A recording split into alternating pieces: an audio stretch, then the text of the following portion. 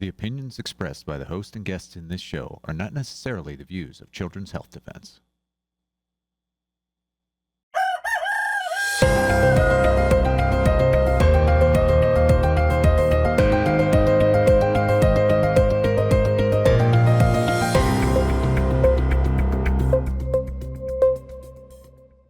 Good morning, CHD. It is Sunday, May the 24th, 2026. It's Memorial Day weekend, and so happy Memorial Day to you all, and thank you to our service members. Well, let's start off right now because this is about Tracy Hogue. Now, we have two articles on this. We have the Substack by Marianne DeMasi, FDA official Tracy Hogue fired after refusing to resign. Hogue says she is the first to learn about the rumours of her departure through media reports before being told by FDA officials to resign or be terminated. Then Michael Nevadakis does a deep dive in this in The Defender. FDA ousts another top official. Who's behind the shakeup and why?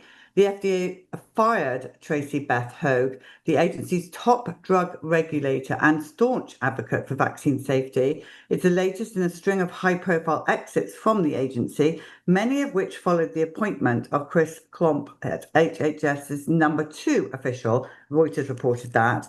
Trial Site News suggested the departures were associated with the COVID-era dissent class, and that Klump may have directed the changes on behalf of the White House. The defender could not verify that claim. So, Mary, what is going on? Well, many of our people that we respect, Polly, think this is really bad news. So Steve Kirsch is saying, scientific integrity is not welcome if they're forcing out Tracy Beth Hogue. Jeffrey Tucker at Brownstone said she was a voice for sanity. Daniel O'Connor at Trial Site News says that this was an ideological cleansing disguised as bureaucratic housekeeping. In my opinion, Polly, the jury is still out. It's not quite clear what's really going on. Commissioner Makari had a lot of legitimate critics, even though I think overall he was following Kennedy's agenda. I just don't know yet, to be honest with you, and I think we should wait and see. But there's a lot of turmoil going on within HHS, and that is troubling. Let's talk about hantavirus. A lot of going on about this and Ebola at the moment. For those that missed it, we did an X space on CHD Live a few days ago, and Dr. Mel Nass did an excellent breakdown of it. And she was also on CHD TV on Tuesday, and she did also a fantastic breakdown of it. So she's definitely a great one to watch. This is Jill Erzan here in The Defender. Key hantavirus countdown starts today. Medical commentator John Campbell, PhD, said the next several weeks will determine whether the Andes hantavirus outbreak linked to the MV Honduras cruise ship spreads beyond its passengers and crew. Campbell outlined key dates from today through the end of June that could reveal whether additional cases emerge. At the moment, there's no evidence of viral spread beyond the confines of the ship, Campbell said. But then Sayed G in The Defender says, does hantavirus survive in human sperm? The real story behind the latest hysteria. A single Swiss man's semen sample is now headline news on 3 continents. What's behind the hysteria? A Gates-funded journalism desk, a biosurveillance firm backed by the CIA's venture capital arm, and a Swiss biodefense laboratory. And they're all feeding each other a story that the underlying science doesn't support. A lot of people with a lot of questions over this, Mary. The hantavirus, Ebola, be scared, be scared, be scared.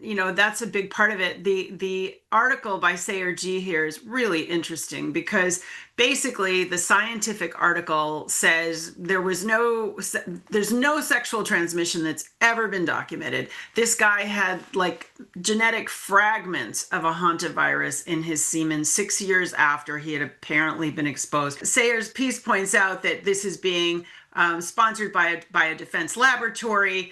The company that is connected here is funded by In-Q-Tel, which is a CIA incubator. And he says, look at the real risks to people. 8 million people a year from tobacco, millions of people from air pollution, alcohol, road traffic deaths, suicide. None of those are covered. Those are real threats to real people.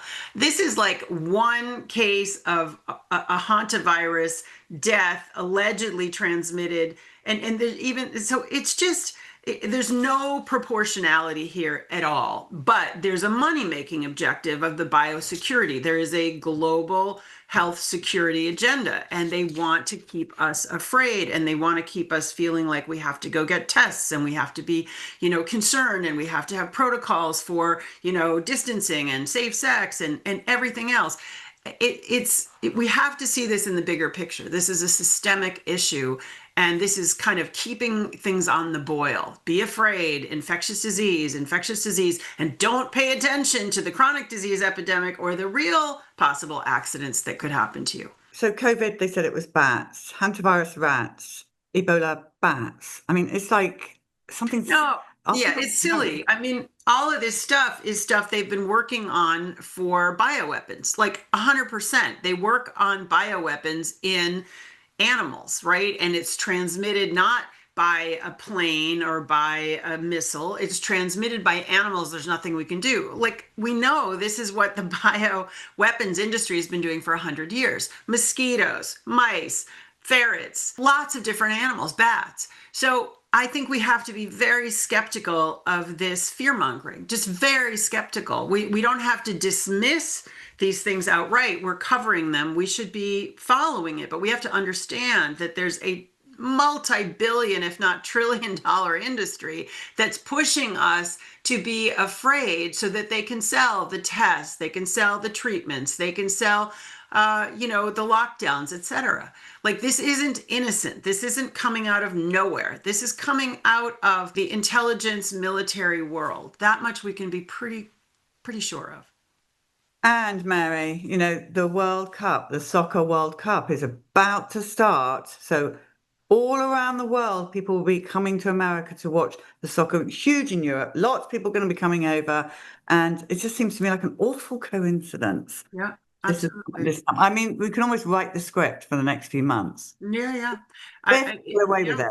Yeah, and it's not I don't know when the World Cup starts, but as John Campbell is saying here, because apparently the period of time when the hantavirus might be valid, it's like 6 weeks. It's not until the end of June. So Campbell is telling us we have to wait until the end of June to find out if there's the possibility of any spread. I mean, it's just like kind of nutty. Yeah, completely nutty. Okay. Right, HHS civil rights here. The US Department of Health and Human Services announces a historic reorganization of the Office for Civil Rights. Our new structure puts patients, families, and communities at the center of everything we do. So tell us more about that, Mary. I'm not sure what it means, to be honest with you. So they are creating 3 divisions, one around religious freedom, one around civil rights, one around privacy. It sounds good. I don't know what it really means in practice. I think, again, we're just going to have to wait and see. Civil rights in the health space is very near and dear to our hearts. I don't know what it means. I don't. Okay. All right. Well, more on that when we do know, viewers. Mary Ann DeMasi here in the Defender. HHS to rebuild vaccine advisory panel as deadline nears to review next season's flu and RSV shots. HHS officials announced plans for the re-establishment of the advisory committee on immunization practices, admitting that an earlier attempt to renew the committee's charter did not comply with updated federal advisory committee rules. The new notice emphasizes the need for fairly balanced membership, balancing expertise and broad outreach nominees for the reconstituted committee. This is a bit chaotic, Polly. Some of the past ACIP members can rejoin the committee, but it gives the administration the chance to kind of re-up the membership. I guess they felt like they had made a mistake and they need people in place to deal with, upcoming the role for ACIP to look at flu and COVID shots. Again, we're going to have to look carefully at who are the people that get onto the committee this time. The ACIP that's now been frozen by the courts was fundamentally different from how ACIP had ever been. Historically, ACIP has been a rubber stamp for the pharmaceutical industry. It, for the first time, was not. There were some sort of people allied with pharma, but there were a lot of critics like Retzef Levy and Robert Malone and Vicky Pebsworth. We're going to follow it. Okay, Henrik, our new journalist. Yes, so exciting. Yeah, in the Defender here, experts warn lab leaks surprisingly common after NIH confirms possible exposure to deadly virus at Montana lab. An employee at Rocky Mountain Laboratories in Montana was potentially exposed to Crimean Congo hemorrhagic fever following a personal protective equipment breach in November 2025. This is according to the National Institutes of Health. The incident highlights the lack of centralized federal system to track all laboratory incidents across agencies and institutions. So this is important, Polly. This is from the White Coast Waste Project. We're grateful to them. It just shows us how common these lab leaks are at laboratories that are frankly doing bioweapons research. This is a BSL-4 lab. It's not a question of if they're going to be lab leaks, it's when they're going to be lab leaks. And so it's a big problem that there's not a sort of central registry to keep track of these leaks. What was escaped here, this hemorrhagic fever, is really serious. I mean, some of these agents that they're working with are very dangerous. And why are we working with these all over the country? Like, why? It does, to me, this is really problematic. But, a 3-month delay to report to anybody for a lab that is controlled by the National Institutes of Health that they had a serious leak of a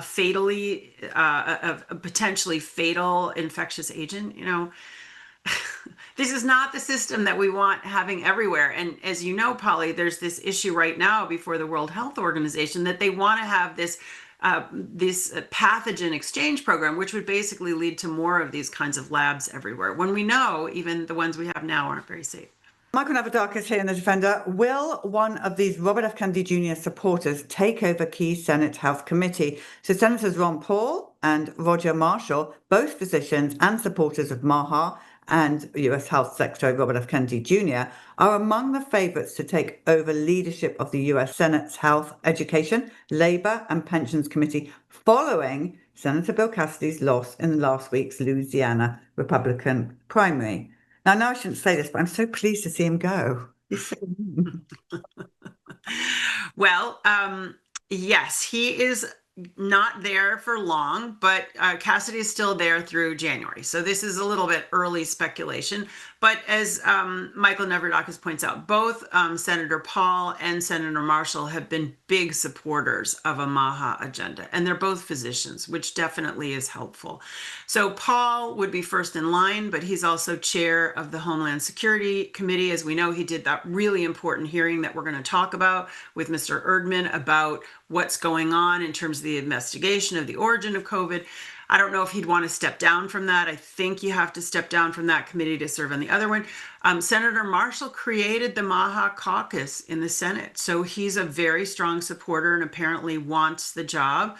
So we'll find out. And either one of them will take over in January. But for sure, that's fantastic news for Secretary Kennedy having support in Congress rather than obstruction. Dr. Cassidy really was not aligned with Kennedy. He did vote to confirm him, which was critical, but he truly was not aligned. Okay, Michael Navadakis in the Defender. Intelligence agency investigating CIA whistleblower allegations. An official with the Office of the Director of National Intelligence told the Defender that the Intelligence Community Inspector General is aware of the allegations by a CIA whistleblower that the agency obstructed a task force investigation into the origins of COVID-19 and is investigating them along with ODNI and other agencies. Polly, this was a really important hearing. I encourage people to watch this. So James Erdman III has been at the CIA for a really long time, and he was put on this task force under Director Tulsi Gabbard of All Security, DNI. And it sounds as if what he's alleging is that the CIA was obstructing the work of this group called the DIG, D-I-G. They were trying to look at the origins of COVID and looking very deeply and seriously at the lab leak theory, which is the dominant theory today, and why the zoonotic theory ever came out as the first theory. And it sounds like the CIA was really obstructing their work. So Senator Paul had Erdman testify. Senators Johnson and Paul sent a letter to the director of CIA, Ratcliffe, saying, do not retaliate against Mr. Erdman for being subpoenaed and coming forth and talking. And the whole point of DIG was to restore transparency and accountability to the intelligence community.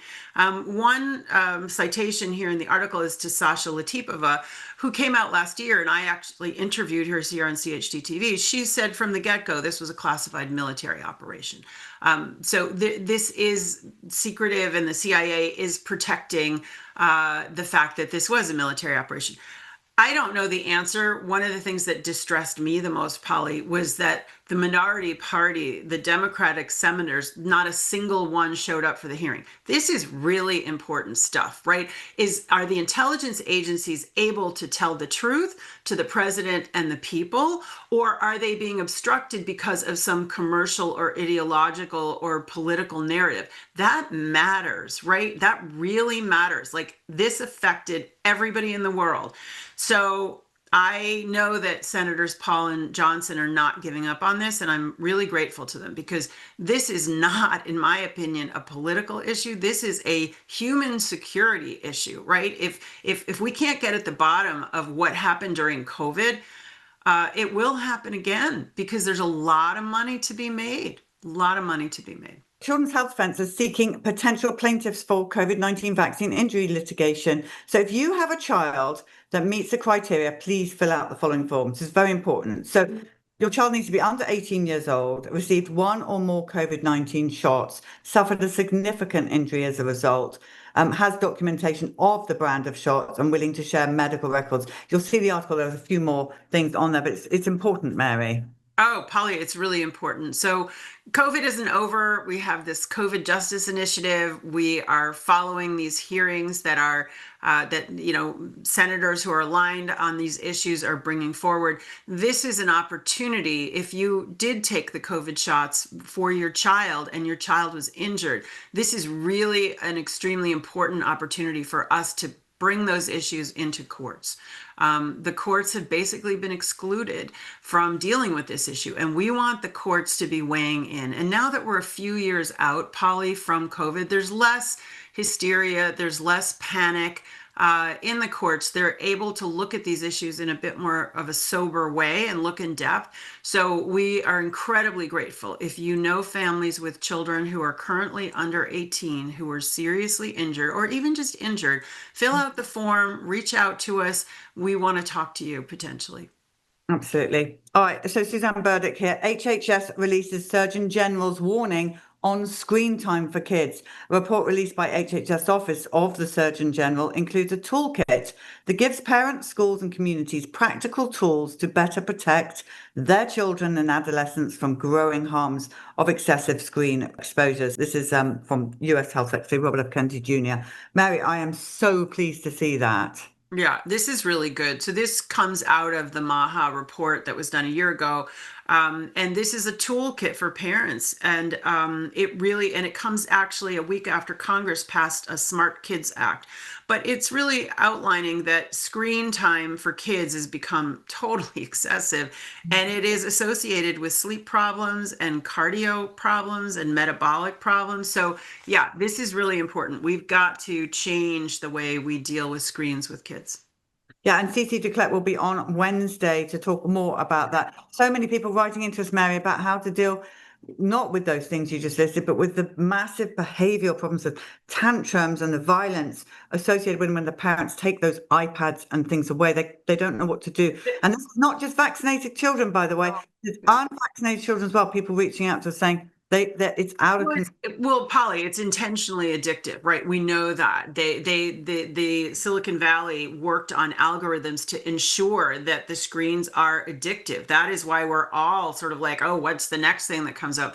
It is intended to be addictive, and obviously, children are more vulnerable. They can't say to themselves, oh, wow, maybe I'm getting too wrapped up in this, I'm going to put it down. That's a hard thing for a child to figure out. Another article by Henrik Carlson, I hope I've said that right, our new reporter, which we're very excited about. And this is Oklahoma company to pay $4.25 million after firing workers over COVID vaccine mandate. So this is the US Equal Employment Opportunity Commission accused AG Equipment Company of refusing to consider religious or medical exemptions before terminating employees who didn't comply with the company's COVID-19 vaccine mandate. This is in 2021.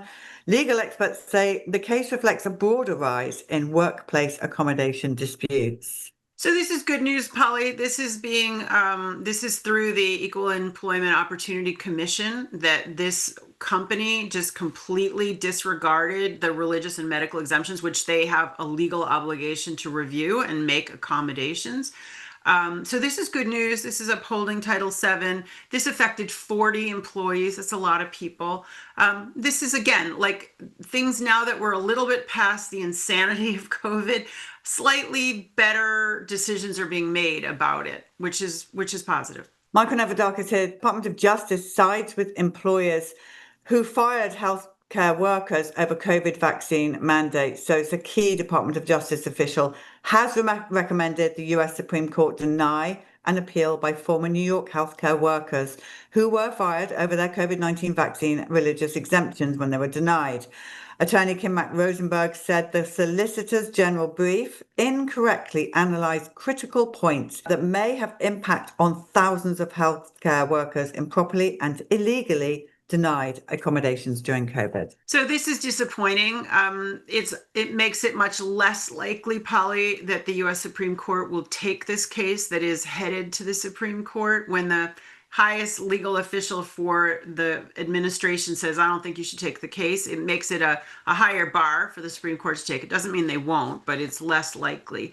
But this was from New York, where I happen to live. And as Kim Rosenberg said, and others, Matt Staver of Liberty Counsel, and Sujata Gibson, the Solicitor General this is sloppy analysis. They missed the mark. As an example that Matt Staver gave to me, which is pretty astonishing, there was one employee, a healthcare worker, who'd been remote for 10 years, Polly.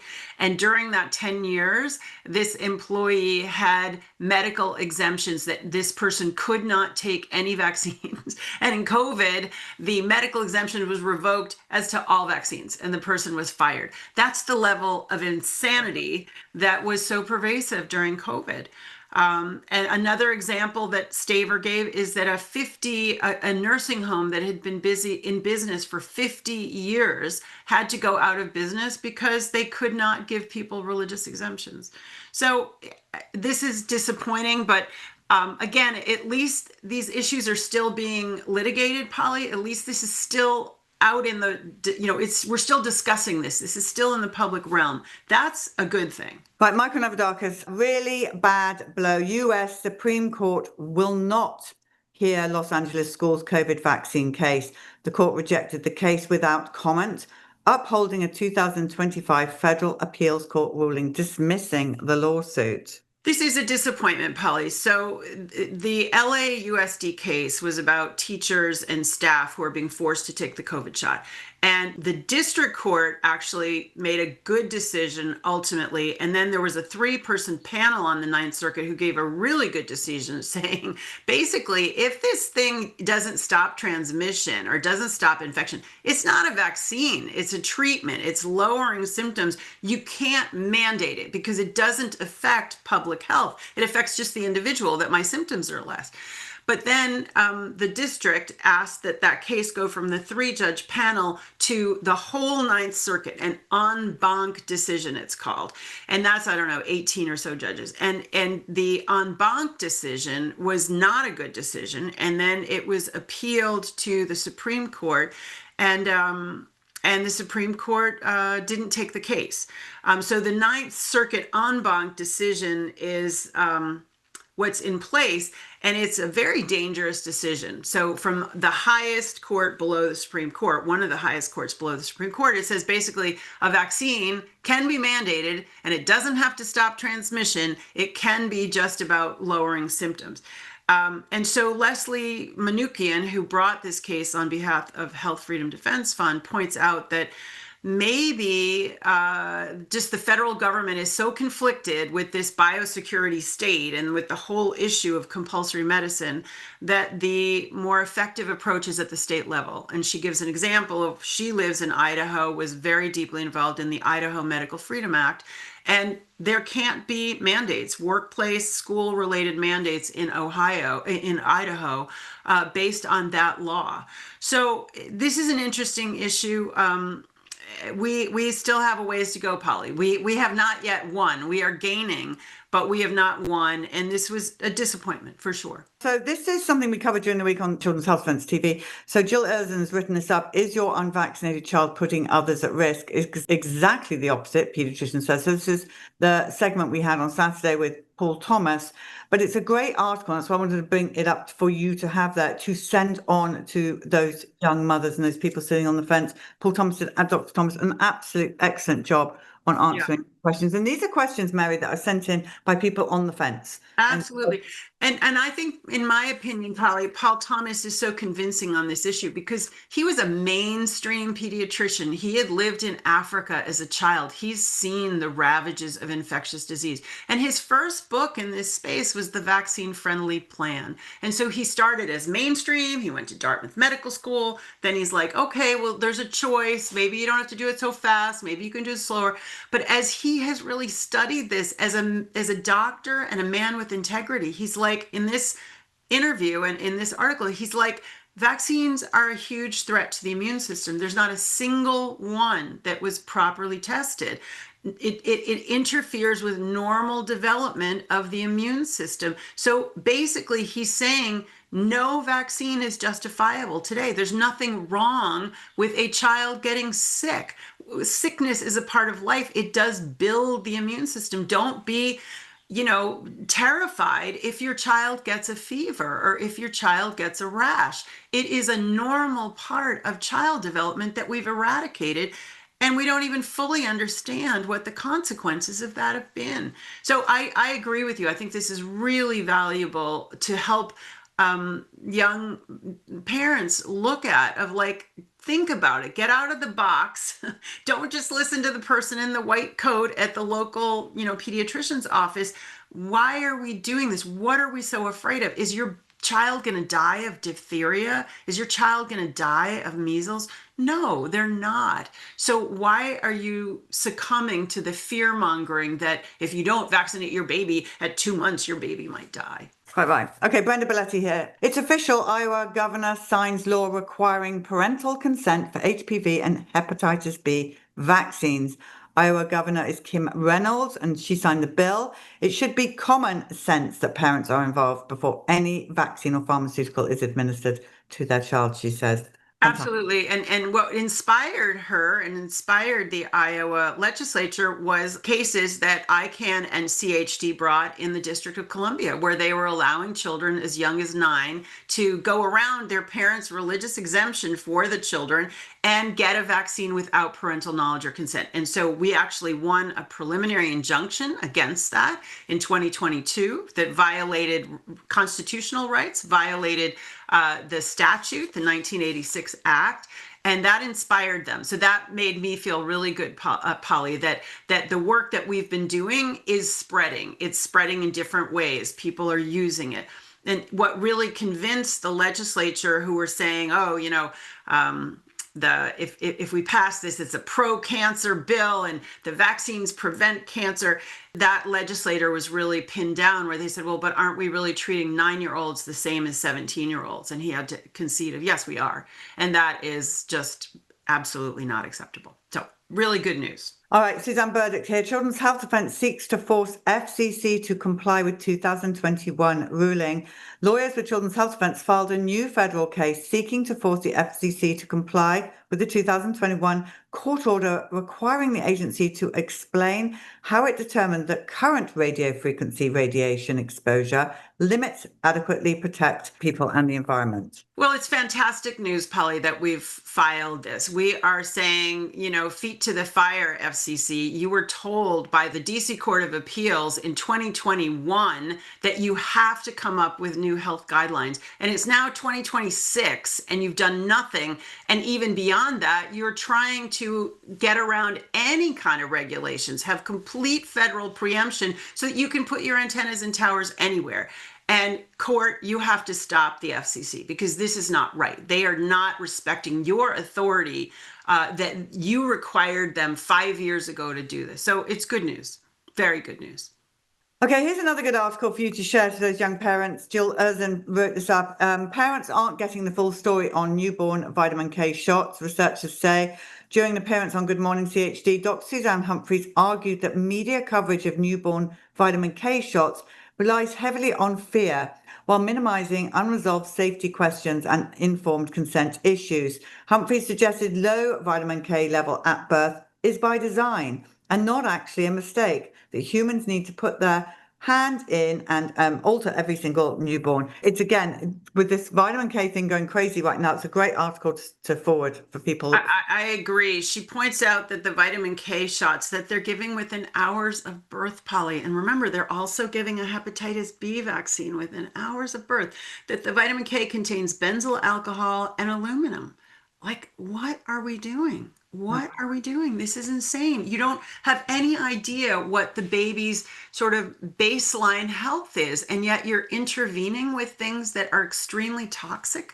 It's crazy. Dr. Joseph McCullough does a great article here on the dark side of weight loss drugs. Ozempic linked to 45% increased risk of suicidal ideation. Studies show a 45% increased risk and in patients taking Ozempic and Wegovy compared to other medications, with even higher risk for those with pre-existing mental health conditions. It affects brain chemistry by altering neurotransmitter systems and reward pathways, triggering depression in some people. So again, I'm so pleased that we are on this weight loss drugs because children are on them. It's awful. Well, the AAP recommends that children be on them, Polly. This isn't, again, we're just experimenting on humans. We have no idea.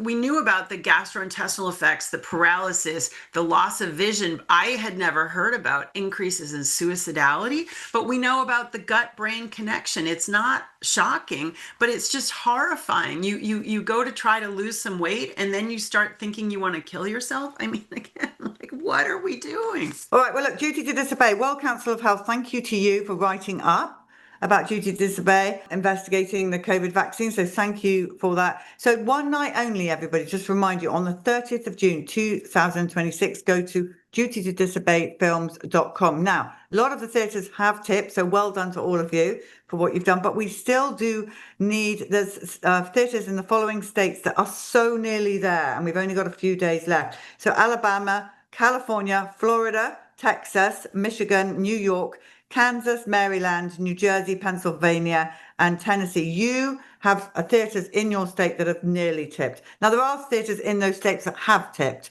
but those are where you need to be going to looking to finish that off. Now, tomorrow, Memorial Day, 20% off for Memorial Day, because it's very apt, isn't it, Mary, as it's Memorial Day. So we're thinking of the people who've served and the people who've died.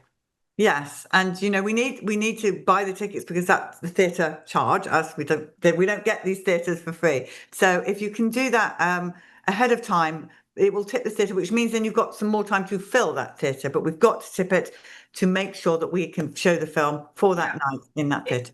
Yeah, if you can, buy a few tickets and then, invite friends to come with you, because that's going to ensure that the theater is actually going to show the film. And then more people will see it, more people will talk about it, and we'll be more likely to have change. Because really, people, as you'll see in this film, there hasn't been accountability in the military. Not many people have actually been restored to get what they should. It's very clear that what happened in the military was absolutely black and white illegal. And it's really important. And as they say over and over again in the film, what happens in the military ultimately usually happens in the civilian world. So don't think that this is just other people's problems. Even if you're not connected to the military in any way, this is relevant. Yeah, absolutely. All right, dutytodisobeyfilms.com. Please go there, buy your tickets. And it'll be fun to see so many of you. I'm going to be at the Cedar Park one. We have tipped in Cedar Park, but there are some tickets left. So we're looking forward to seeing you there. Outside Austin, right, Polly? Cedar Park outside Austin. Right. And I'm actually going to be in Rochester. I'm going to be upstate and near there. So I'm going to travel to go see it in Rochester. Exciting. All right, everyone. Well, happy Memorial Day for tomorrow. And we will be back with you tomorrow on CHD TV. But pray big, stand firm, never settle. And Mary and I will see you next week. Thanks, Polly. Thanks, everybody. So is climate change man-made? Is that what we're talking about? Pollution is a real issue, and that's occurring beyond just geoengineering. So It's again, man-made pollution.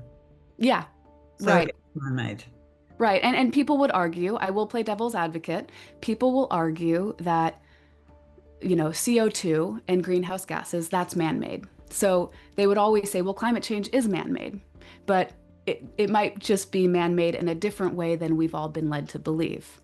If we only believe that climate change is man-made as a means of CO2 and greenhouse gases that we are emitting from all of our vehicles, then they have a control mechanism in terms of their ability to say, hey, we need to save the planet, you need to lower your greenhouse gases, you need to watch what you eat.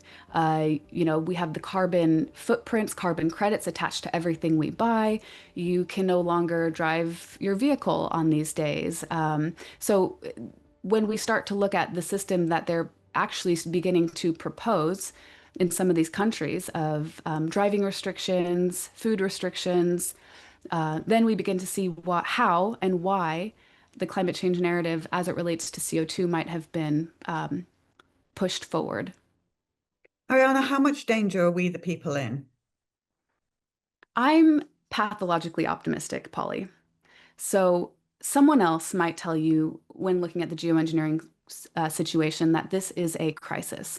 And while it is a crisis, I also believe, and I have so much faith in a higher power, I have so much faith in God.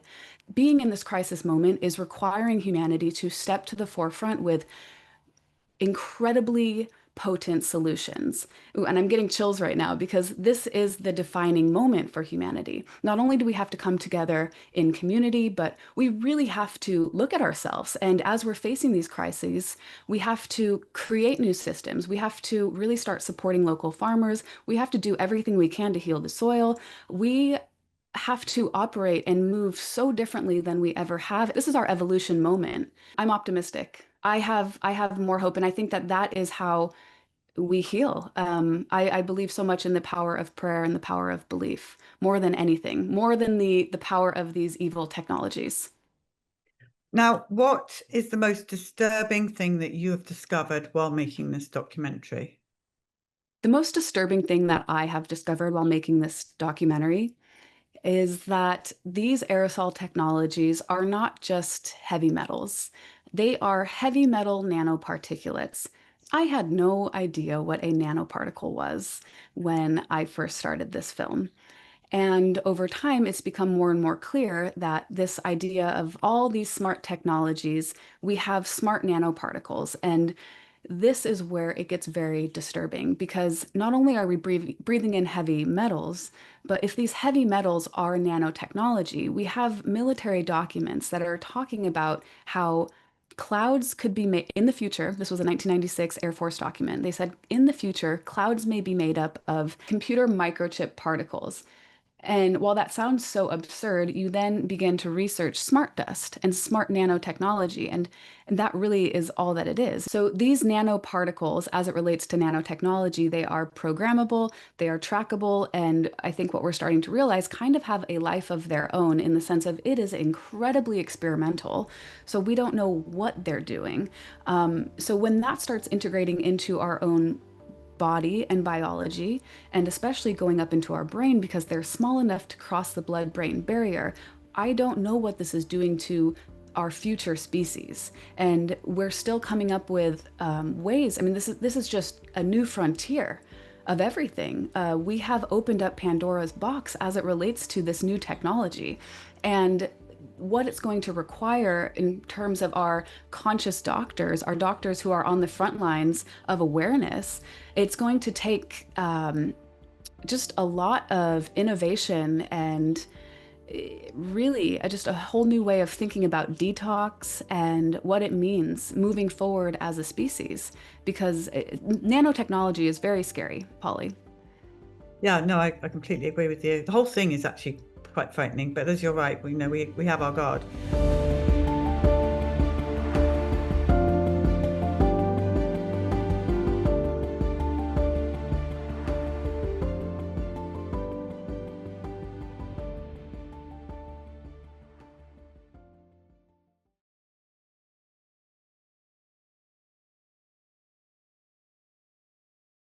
My name is Jenny Rodriguez. And this is about your mama. Yes. All right. First question I'm going to ask you is, Yes. Did your mum take the COVID shot? She did not get the COVID vaccine, so. Okay. So what happened when she started to get ill that made her even go to hospital?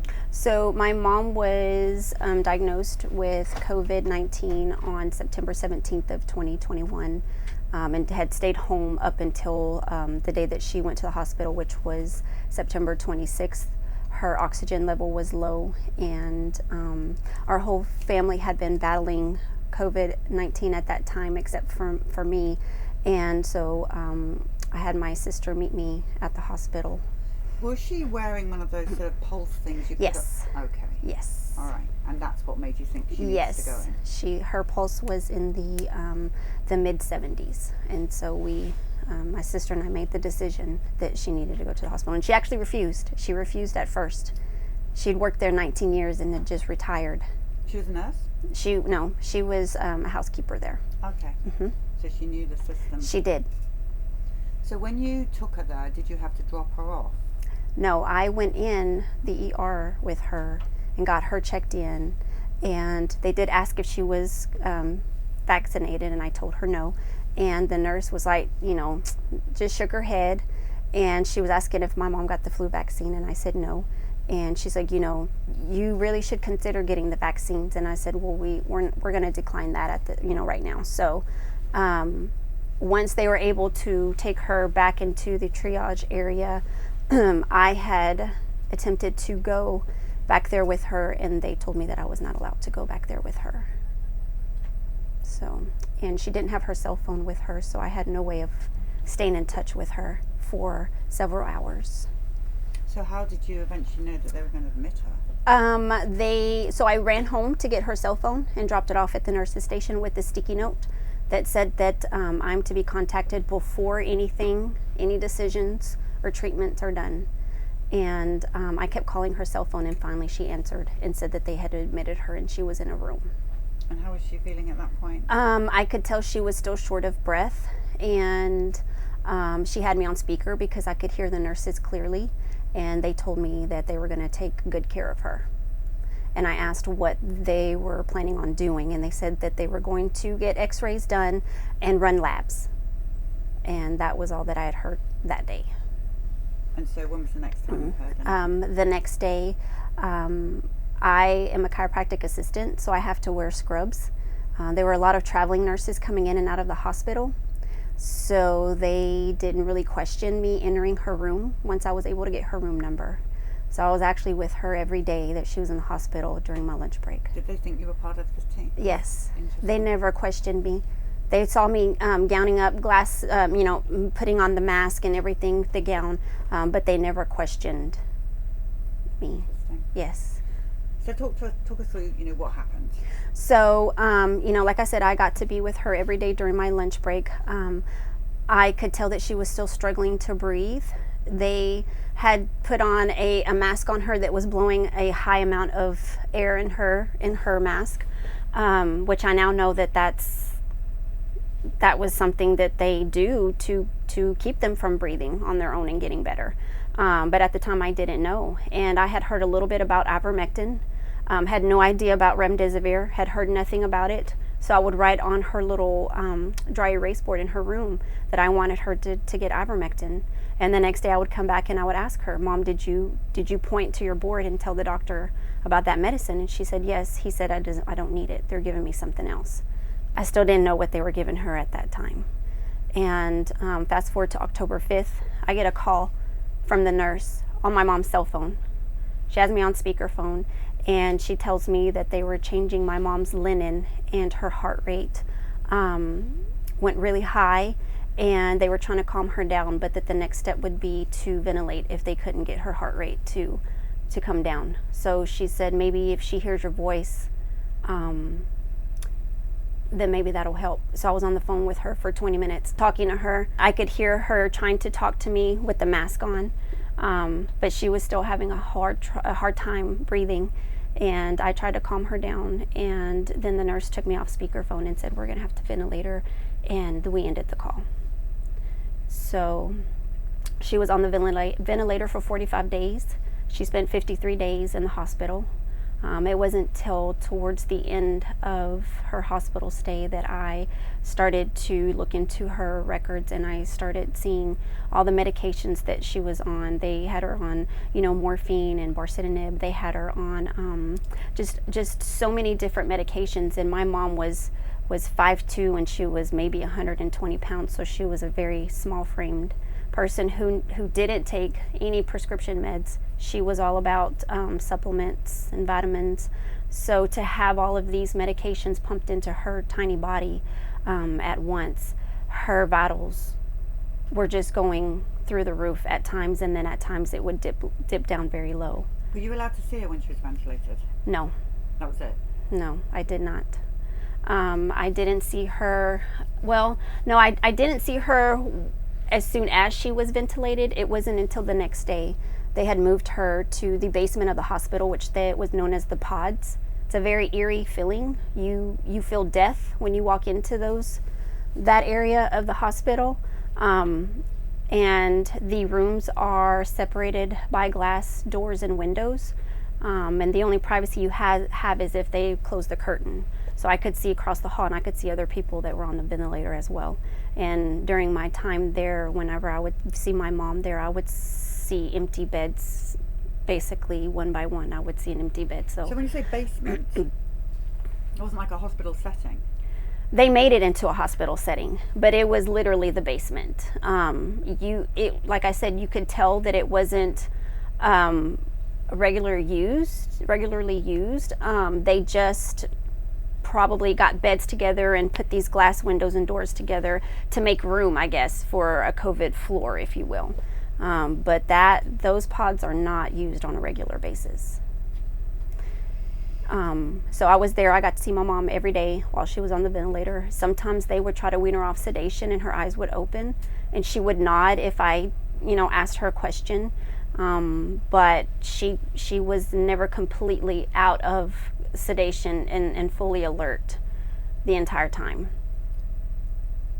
So I asked if she was going to be proned, which means, if you'll turn them over to sometimes help increase the oxygen. And the nurse told me that the doctor said that wasn't something that he felt needed to be done. And I later learned that because she wasn't proned and because she was on remdesivir, she developed a massive bed sore that became very necrotic at the end of her hospital stay in her sacrum area. Whenever we would stay, when the wound nurse came in to change her bandages, they would flip her over on her side, and just pools of blood would just come gushing out of that wound. And I think back, if my mom had survived the ventilator and remdesivir, I don't know if she could live through having a bed sore because it was very bad. It was just very, very necrotic, and there was a massive hole in her sacrum. So abusive. Yes, very. I didn't realize that she had been restrained until after I got access to all of her records when she passed. And reading through her records, I did see where they did restrain her. And it was because they said she was fighting the vent, which makes no sense to me, because towards the end of her hospital stay, the doctor was telling me we need her to fight against the vent to show that she is alert and that she's going to survive. Again, very contradicting information from the physicians. Were you with her when she passed? Yes. When she moved to a different part of the hospital, I was able to spend the night with her.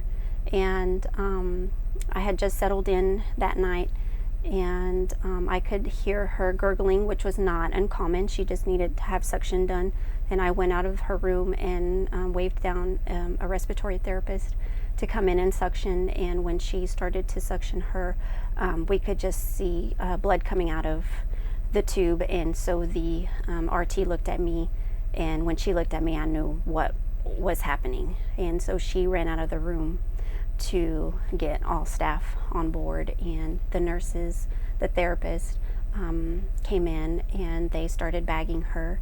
And so I stayed by my mom's side while she was dying. And she had been in the hospital, like I said, for 53 days.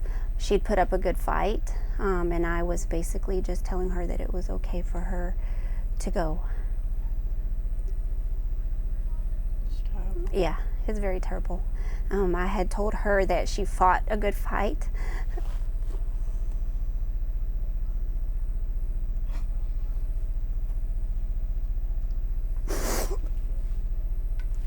We have a special needs sister, and I told her, my mom, that we would take care of her.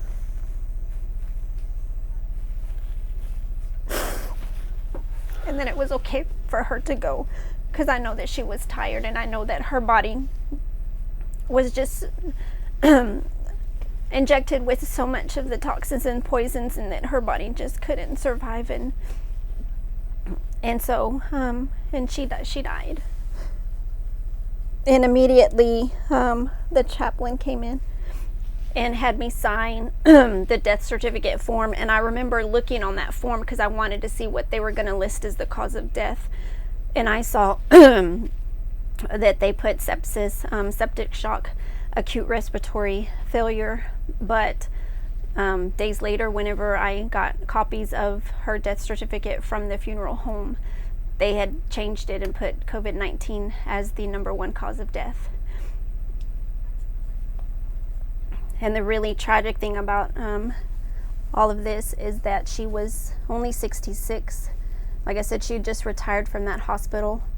She was there 19 years. She was a very, very vibrant person. She loved life. She loved her grandkids. Her great-grandkids were her world.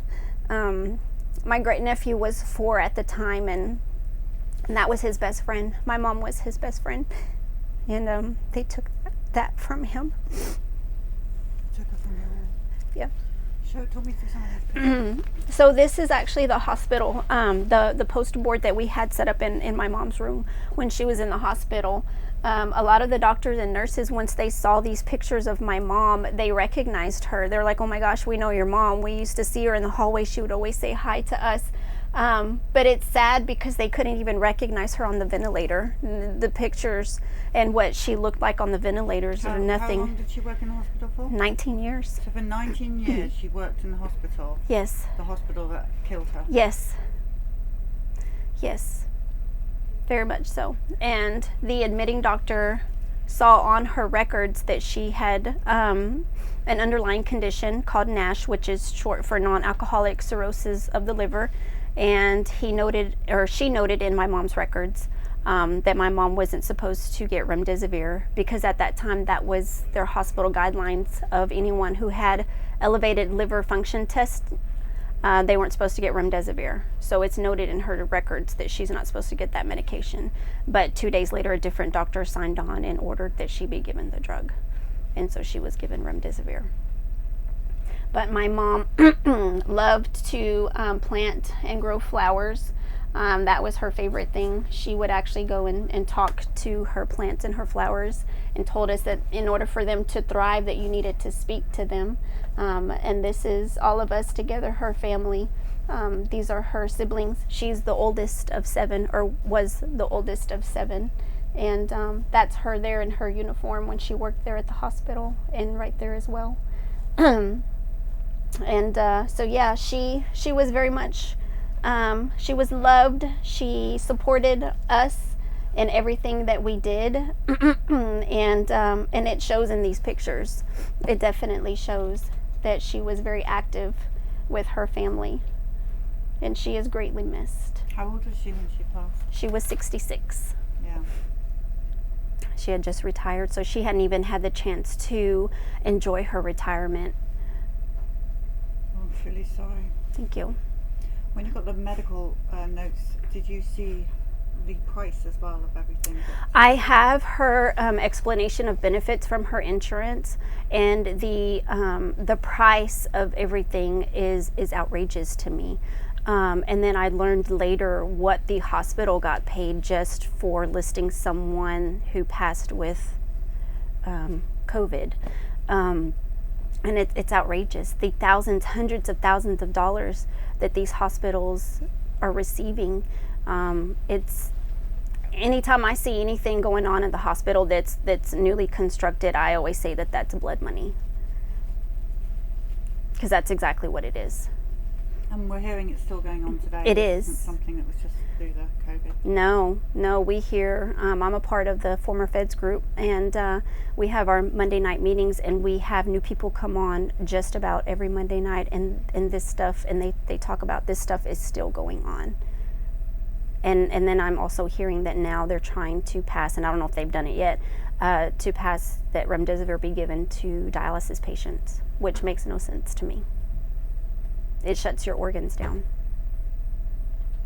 Is there anything else you want to add to the story about your mum? Just that we love her, we miss her. There's not a day that doesn't go by that we don't think about her. But we do, several people in my family and my friends do have dreams about her, and I just feel that that's just her way of visiting us and letting us know that she's okay.